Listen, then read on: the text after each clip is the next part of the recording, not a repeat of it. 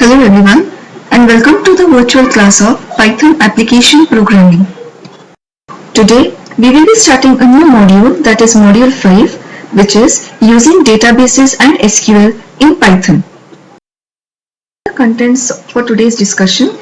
First we have introduction to database, where we'll be seeing basic things about the database like its definition and uses. Next we have certain database concepts.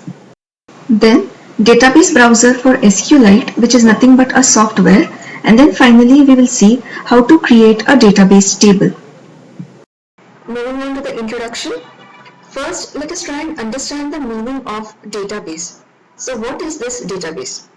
A structured set of data stored in a permanent storage device is called as a database. I repeat, a database is nothing but a structured set of data which is stored in a permanent storage device.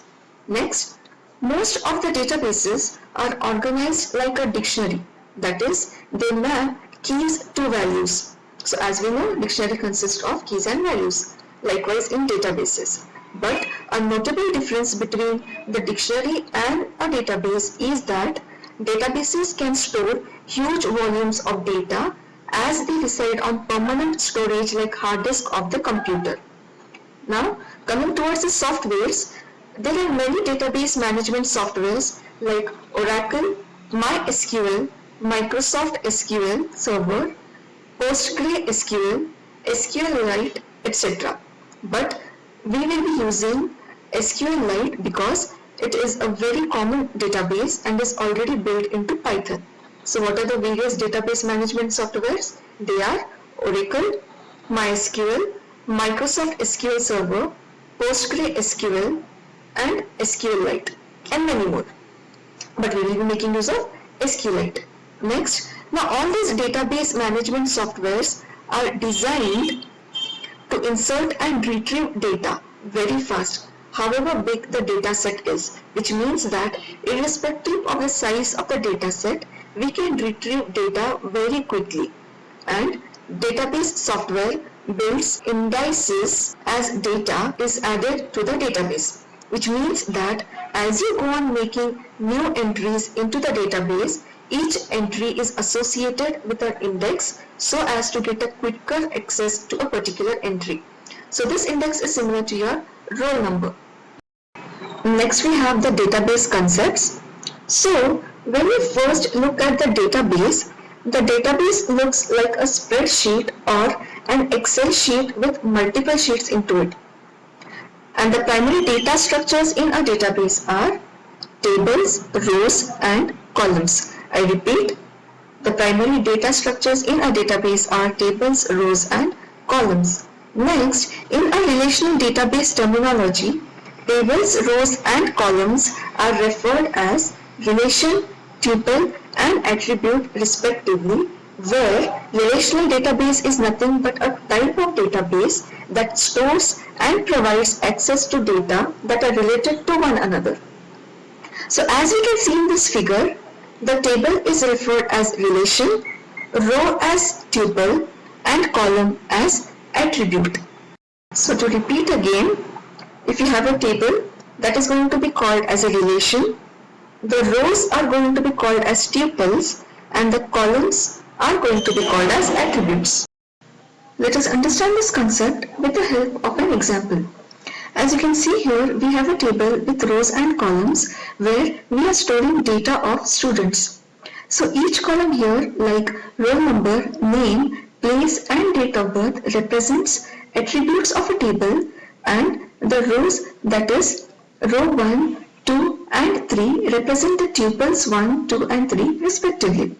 Thus, the table columns indicate the type of information to be stored, like the roll number, name, place, and date of birth, and table rows gives record pertaining to every student, which means that every row will give us complete information of a particular student, like the first row will give information about roll number 1, second roll number 2, and the third row about roll number 3. Next we have database browser for SQLite. Now what is this database browser for SQLite means? It is basically a software where many operations can be done conveniently or easily. Next, using this browser, one can easily create tables, insert data, edit it, or run simple SQL queries on the data in the database. And this database browser is similar to a text editor, wherein if you want to do one or very few operations on a text file, you can just open it in a text editor and make the changes you want. But if you have many changes to do in a text file, you will have to write a Python program. Similarly, you will do simple operations in the database manager, and more complex operations will be most conveniently done in Python by writing a simple code. Now, let us move to a very important concept of creating a table. So there are a few things we need to consider if we want to create a table in the database. That is, we must specify the names of table columns and the type of data to be stored in those columns. I repeat, the important things that we need to consider is that we must specify the names of the table columns and the type of data to be stored in each and every column. Now the reason for this is that when the database software knows the type of data in each column, it can choose the most efficient way to store and look up the data or search based on the type of data. Now there are various data types supported by SQLite.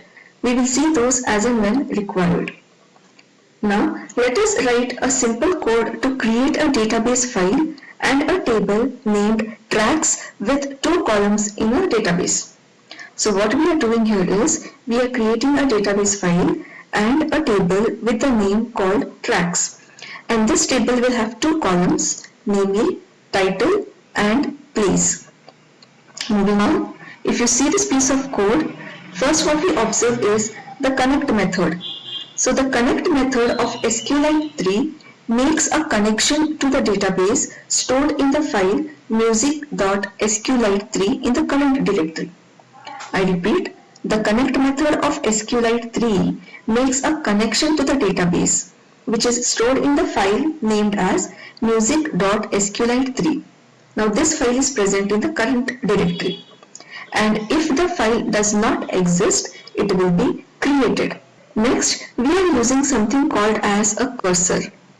Now this cursor is like a file handler that we can use to perform operations on the data stored in the database. And calling cursor is very similar to calling open function when dealing with text files. Hence, once we get a cursor, we can execute the commands on the contents of a database using execute method. I repeat, the cursor is nothing but it is like a file handler or file handle, and calling it is similar to calling a open method when dealing with text files. So if you remember, when we were dealing with files, we had something called as an open function, and this open function we called as file handler. Hence, once we get a cursor, we can execute the commands on the contents of the database using execute method. Now, in the above program, we are trying to remove the tracks table from the database, which is your next line. Moving on to the next line, what we are doing here is we are trying to remove the tracks table from the database if at all it existed in the current working directory. And how are we doing it? We are doing it by using the drop table command. Now what this drop table command does, it basically deletes the table along with all its columns and rows. That is, it deletes the entire table with all of its contents. Now the reason why we drop it is to avoid a possible error of trying to create a table with the same name. Next, then we try creating a table with the name tracks which has 2 columns, that is title, which can take text type data, and place, which can take integer type data. So as you can see here, what we are doing, we are creating a table. The name of the table is tracks and it contains 2 columns, namely title and place. The data type of title is text and the data type of place is an integer. Now once the table creation is done, we need to close the connection using the close method. So to repeat, first we establish connection to the database. First we established connection to the database using the connect method. Then we used the cursor method to execute commands on database. Next, we dropped the table to avoid the error of creating the table with the same name, and then finally created a table with required columns. And once this is done, we finally closed the connection. So this was about creation of a table into a database. So here we have only created a skeleton for a table but not made or inserted any data into it. We shall see how to add data into the table in the next class. So to summarize, we started with the introduction to the database, wherein we saw the definition of database, the various softwares it has, and several important concepts related to it, like the database browser for SQLite and why we are going to use it, and finally ended with the creation of a table. So that's all for today. We'll meet in the next class. Thank you.